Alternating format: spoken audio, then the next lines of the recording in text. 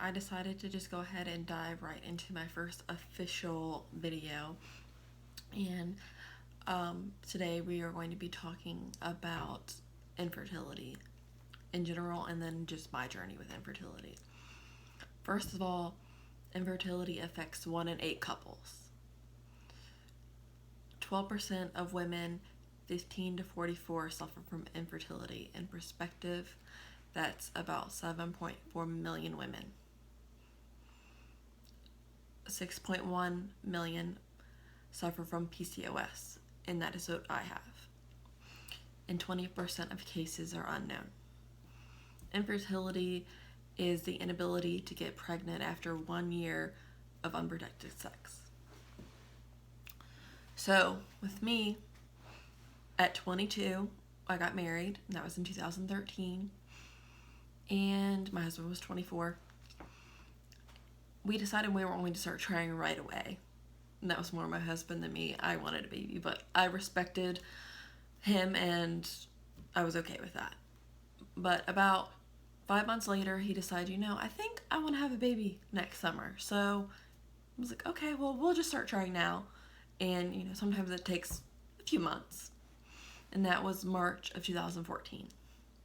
So I got on my birth control and nothing was happening. I wasn't having a period. So obviously, it's really hard to get pregnant without a period. It can happen. You don't need to have a period to get pregnant. The period is just from after ovulation, you're not getting pregnant. So you can not have a period for 6 months, ovulate, and then become pregnant. And that happens actually to quite a few people that suffer from PCOS. So after about 6 months, we decided, something's not right. I need to go to the doctor. So I went to the doctor and she just prescribed me medicine to make me have a cycle, kind of set me on my merry way.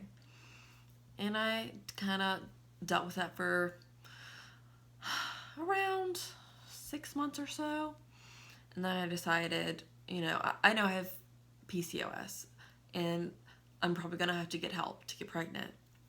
But I didn't think it would be as hard as it was. A coworker of mine at the time actually had PCOS also. Well, I guess she still does. But when she was trying to get pregnant, she went to this doctor and it was 2 rounds and she got pregnant. I was like, that's awesome. Hopefully that'll be me. So I went to the doctor's office and actually it was funny because it was my first doctor that I had, my first woman doctor, which actually said she's a midwife. And she sent me for an ultrasound and she said, you did your research, you pretty much know what you have, but we just need to make sure. So then I went for my ultrasound and let me think, that was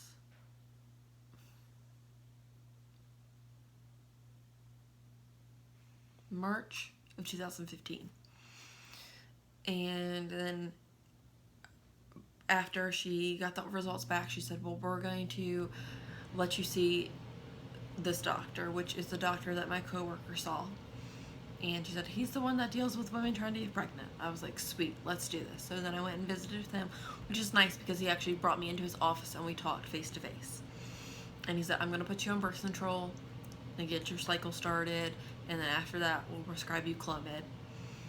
And then you'll take Clomid this day through this day, have sex on these days, and then you'll come back in and get your blood tested to see if you ovulated. I did that for 5 months. So that was a lot of me going to go pick up my medicine, going to run to Winchester, which for me is about where the doctor was like 45 minutes or so away from my house. And, that was me either, going, depending on what day it was, because it wasn't like I couldn't just pick a day. It was a day that it was so many days after, in my cycle. So that was me taking off work or missing work to do this. It was a lot on me. And then after 5 months, I decided I can't do this. I need a break. this is just, and you're only supposed to be allowed to do 6 rounds of the Clement anyways before you have to stop and take a break. And I was just like, you know what, what's one more cycle? Like, what's the point? Let me just chill out. So that was around October of 2015. And during me going to see this new doctor and doing this is when I found out that my sister is pregnant. Stab right in the heart. That was very traumatic to me because they didn't really try. I mean, they were trying, but it didn't take them any time to get pregnant. She's younger than me. She was just getting married, and I was like, I've been married. We have our own home. Like, why isn't it happening for me? I don't understand. So I have to see her, you know, and she's going to the doctors and getting ultrasounds and this, and after the initial shock wore off, I was excited, you know, and I love my niece to pieces, even though she's a little selfish. I love her. She's so cute, and she's funny, so I can't imagine my life without her either. But it was really hard to deal with, and just emotionally. So that was going on, you know, while I'm getting, you know, blood work and ultrasounds and all this stuff. So not a fun time. So anyways, back to where I was going. So in October of 2015, that was our last cycle with the Clomid, and then we're like, we were gonna take the rest of the year, and then in January we'll regroup and figure out what we're gonna do. And by then I decided, you know, with my issues with PCOS, I need to probably see a reproductive endocrinologist, and that is a doctor that deals with the hormones. And that was, you know, the issue with PCOS. It's usually a hormone disorder, if you like to call it that. So I found one that was in my network, and she was in the city, and I'm in the country. And for her appointments, she did infertility, but she also did regular, like, gynecology appointments. She didn't do anything with babies. She'd get you pregnant, but after you're pregnant, you're on your own. So the appointments for the infertility were at the crack of dawn. So I know my first appointment was right at the beginning of January. I'm pretty sure it was right around the time my sister was due. So I went for my initial consultation. We talked about, you know, me and what I wanted and what was going on. And then she decided ultrasound and blood work, of course. And I knew that was coming. And my ultrasound came back that my one ovary is polycystic. And then most of my blood work was fairly normal, but some levels were slightly elevated.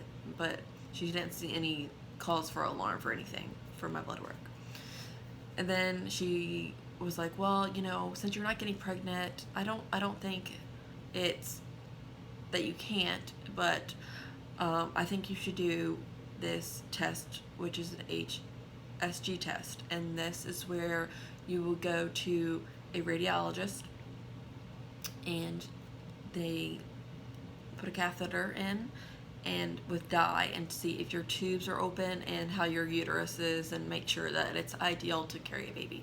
Because if your tubes are blocked, you could still get pregnant with IVF, but if your uterus has anything wrong with it, then that's a whole other issue that might need to be carried out with a, you know, you'd have to get a surrogate at that point. You could try IVF, but it's just unlikely that it would work, or that you would carry a baby to term. So I was like, okay, well, obviously you want to do this. And she said it was the smartest thing before I spent all this money in, you know, IUI or IVF or whatever, you know, I was deciding that I needed to do. So I went in for the test. Super nervous, of course. So this was, I think, around March of 2016. Go in, and they have to make sure you're not pregnant or they can't do the test. So I had to take in a pregnancy test, which I'm like, I've taken about 1 million of these and I've never had positive, so here you go. And it's just okay. So then I got changed into my gown, put my little socks on, and I lay on the table. And and they're like, this is gonna hurt. It's gonna feel like really bad period cramps. And they were not lying. So this was, I mean, it wasn't the worst thing in the world. I was like, I was gonna do whatever I had to do to have a baby, but it hurt. So, she inserted the catheter, and then I had to like lay back, and they scooted me up, and then they put like this machine over my belly, and after they put the dye in, and I kind of could see on the monitor, but I really didn't know what was going on. But she kind of like gave me pretty much the heads up that everything, like, it was all fine and dandy, but she couldn't like for sure be like, because someone else of course has to read the damn test. Why does it have to be like that when you get something done like that? But whatever. So afterwards, it was really nice because she was like, you did really amazing. Like, most people are really awful and whiny and cry about it. I'm like, thank you. So that made me feel better. And then, obviously, after they did that, whoever had to read the test, then my doctor got back to me and everything was fine. And so, we decided also my husband needed to get tested, just to, clear it out and make sure that that was not another underlying issue. So he went and we did that, and of course everything came back fine, which sucks. And it doesn't, because it's one less thing to worry about, but then it puts all the pressure on me because it's my body and I'm the one that is causing these issues that we can't get pregnant. So that was really, really hard to deal with. So after he was in the clear and then my test was in the clear, she said that my best option would probably be an IUI. So then we got the price. Of course, my insurance doesn't cover anything. Well, the insurance I had at the time, I don't, most insurances don't cover in anything with infertility. So that's usually out of pocket, or you can get another kind of insurance to help, but pretty much you're paying it out of pocket. So for that, I just had used our tax return and saved it, and I was like, I'm gonna put that towards. And my parents have really helped a lot with everything because it's been a lot of money added up over the years trying to get pregnant, from just blood work to medicines, doctor's visits, ultrasounds, all of that. So it's not been cheap. So we decided we're going to do the IUI. So for that, I had to have a period. So she, again, like the one doctor prescribed me something to start my period. After I started it, I had to come in and get an ultrasound, which those suckers were, I think, $400 pop. The first ultrasound was to make sure that I didn't have any cyst and that, everything was good to go before I started the Clomid. So then I started Clomid, and I took it, the days that she told me to take it. And then after, I think it was on around day 16 of my cycle, I went in and got another ultrasound to track my follicles, which is so funny to me because I am also a cosmetologist and do hair, and follicle to me is like a hair follicle. But when it comes to making babies, it's not. It's like an immature egg. So usually people that are on Clomid have around 2 to 3, usually 2. That's my dogs. Eggs that follicles that mature into eggs that can actually be used. I only have one. That was big enough. So she told me to come back a couple days later, and then again I had to do an ultrasound to check how big it was, and she said finally it was big enough to go home that night, and I actually had a trigger shot which I had to put in my belly to make it release. This was on a Monday. And then me and my husband had to go on Wednesday and actually do the IUI. So we went in and it was fine. It didn't hurt, And then we went, and I think I'm in Virginia, and we actually, the doctor's in Northern Virginia. So we actually went to it's Great Falls that day and just walked around and stuff afterwards. And I think we got Chick-fil-A because who doesn't like Chick-fil-A? And then went home and rested or whatever. And she told me to, go about my normal life, and, I didn't have to put anything on hold or change my routine. And that in about 2 weeks, that if I didn't start my period, to come in and we would do blood work to see if I was pregnant. So me being me and being impatient, I decided to take a pregnancy test around 2 weeks later, and it was negative. So I decided to just stop taking progesterone, which I was prescribed, to start taking that about 5 days after the IUI. And from my research, it said that when you're on progesterone, that sometimes it'll delay your period. So I was like, well, let me just stop taking it and see. And of course, 2 days later it started. And I was very upset. And I called the doctor and I was like, I started my period. I'd like to come in and do another IUI. And they told me that she wasn't going to be there. That I could technically come in and get ultrasounds and spend all this money on Clomid, but not actually get the IUI. Oh, I was like, why would I do that and spend, all this money when I'm like, I need the IUI. So I just decided to wait. And, because I can't stay off Google. So I found that there was this vitamin called Vitex, and that it's supposed to help regulate your cycle. So I ordered that, and I started taking it, and voila, I actually got a period. On my own, I'll say. I like to say that. I mean, it was from taking that, but I didn't have to take any, actual medication that had to be prescribed. So it was nice. So I called her up, and I was like, so let's do this again. Got my period. So, again, I had to go in and do ultrasound, Clomid, ultrasound. And then, again, it was funny because it kind of fell on the same days in the week as the last time. So on the final ultrasound, it was on Monday, but she told me to bring my shot in with me instead of doing it that night, if everything was fine. So we did the trigger shot in her office around lunchtime, and then she wanted me and my husband to come in the next morning instead of Wednesday morning.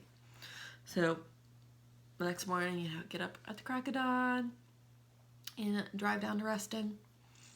And this time, the IUI hurt. It felt like my HSG test, which felt like really bad period cramps.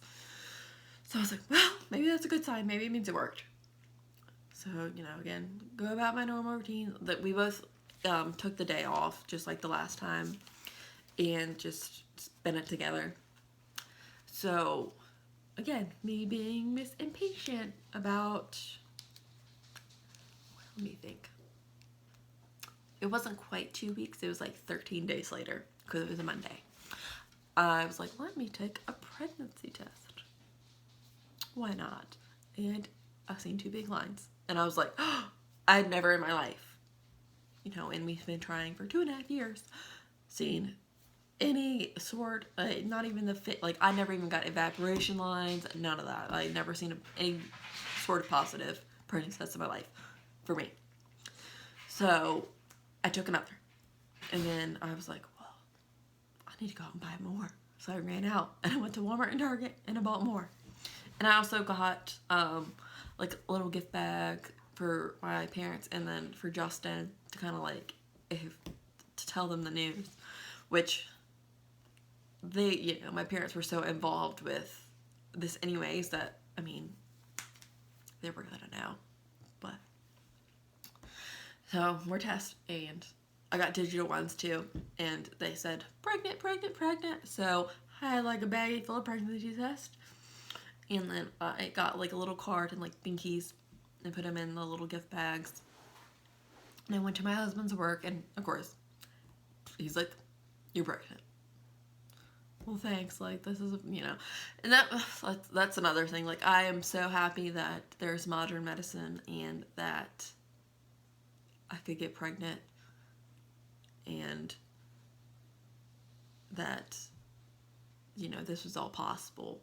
But there's a lot of things I feel like I missed out on by having to do it the way that I did.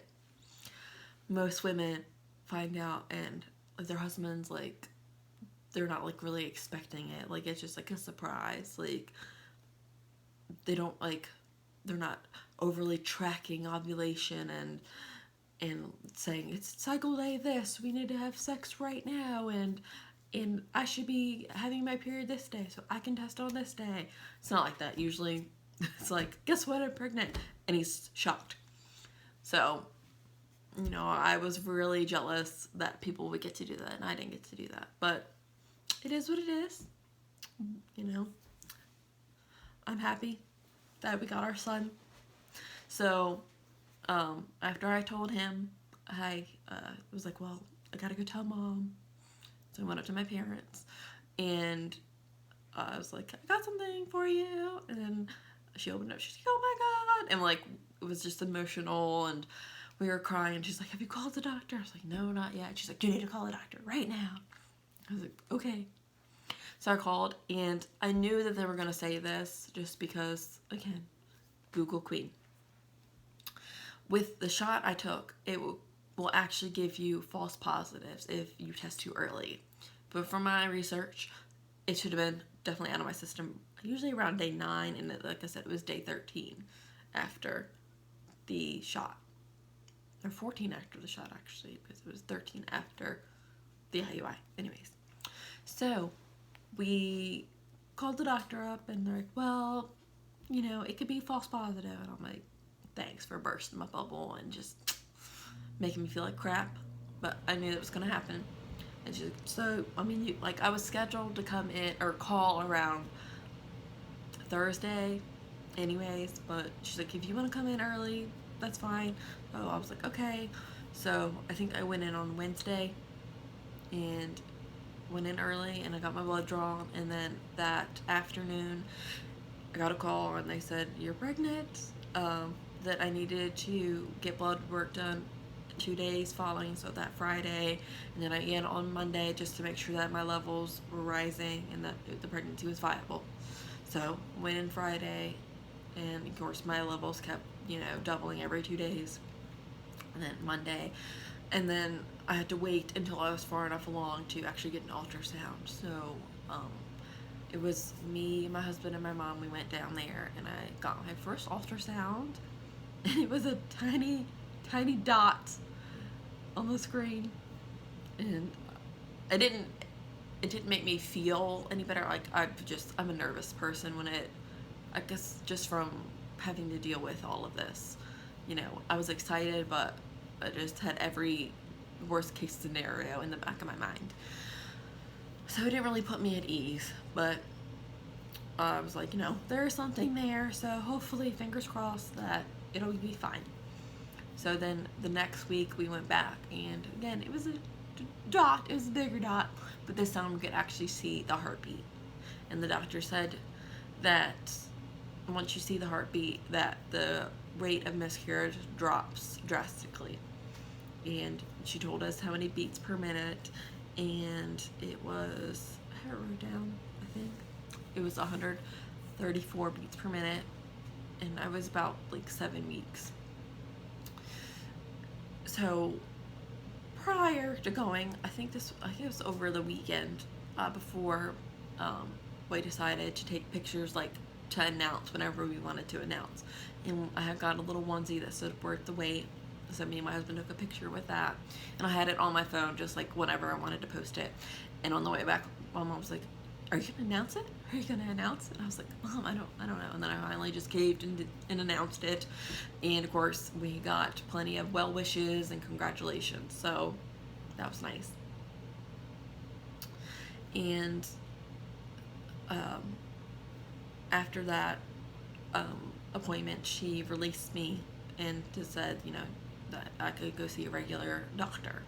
and I decided that I wanted to see a doctor in Fauquier, and I loved him. He was amazing, which is funny. I didn't see him originally. He was the other doctor at the practice, and my doctor that I seen went on maternity leave, and then I had to see him. And I'm so happy that happened. That was just, faith and just destiny, I guess. And he was amazing, and I can't recommend him enough. He was just the sweetest thing, and I had gestational diabetes with my pregnancy, and he made me feel really good, and that I was like doing a really good job and stuff. And my mom was like, "You need to eat more fruit. You need to do this." I'm like, "Mom, I'm fine." So, loved him, and of course, everything ended up going really good. Besides that, which was, I guess, a blessing in disguise, because for the last 12 weeks, I couldn't eat a bunch of crap, and I ate good, and it was better for him anyway, so whatever. And I actually went on to have an all-natural childbirth, which I had planned on doing, so that was really healing also from this journey with infertility, that my body was able to do something correctly for once. And I'll get into that later. That'll be another video on that. But that's my journey with infertility, and I hope that if you're going through it, that you're not, that you don't feel alone, because you're not, and that you have the right support, because I know with all of this, my husband has really, even though some days I really want to strangle him, like earlier today, but he's been really amazing with all of this stuff, and made sure that I always have felt loved, and that we will get through anything together. And that's really helped, and with my parents helping with this, and just people in general, like my group of friends and my family, and just people that I know being so supportive, and making sure that they let me know, like, well, we're praying for you, you're in our thoughts, we really want this for you, send you all the baby dust and vibes my way. And it's because I have been really open. So, and I am so happy that I have been, because I know with me being open, a lot of women that I know have reached out to me for help, and that makes me feel really good that I've did this, because it's not an easy topic, and it's really hard to share, because as a woman, we are made to pretty much make babies. It's what it feels like. So when your body is broken and it's not happening, you feel like crap that your body is broken and something's wrong with you. And it's not. It happens to way more women than we think. So I just hope that me sharing this with you will open your eyes and realize how common it is, and that there's help out there, there's people to talk to. Modern medicine is amazing, and without it, I don't know if I could have a baby. And I know in my first video I said I've had miscarriages this year, but I don't know without maybe modern medicine if that would have even happened for me to get pregnant at all. So I think that